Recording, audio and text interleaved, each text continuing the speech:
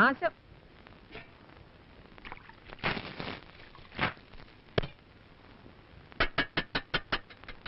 ഇത്ര വേഗം ചോറായോ?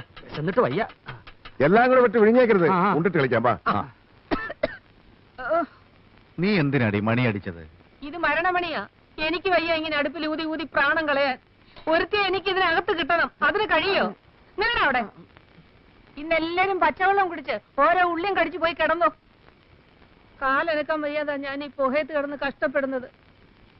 ഈ ആണുങ്ങളുടെ വേഷം കെട്ടി നിൽക്കുന്ന ഒരൊറ്റ കഴുതിക്കെങ്കിലും എന്നെ ഒന്ന് സഹായിക്കാൻ തോന്നുന്നുണ്ടോ? നീ ബഹളം വെക്കണ്ട, വഴിയുണ്ടാവും.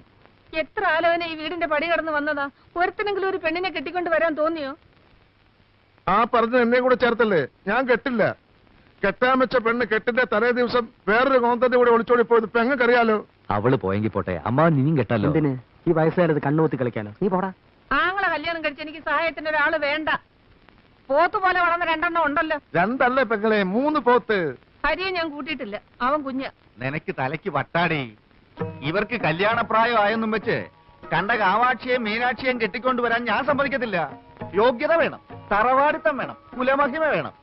ഇതൊന്നുമില്ലാതെ കേറി വരാൻ ഈ വീടെന്താ പെണ്ണുങ്ങടെ കുളിക്കടവോ? ഇതെല്ലാം ഉണ്ടെന്നും പറഞ്ഞ് പരമശിവൻ കൊണ്ടുവന്ന ഒരു ആലോചനയില്ലേ? അതൊന്നും നോക്കിക്കൂടെ? മച്ചമ്പി അത് നേരാ.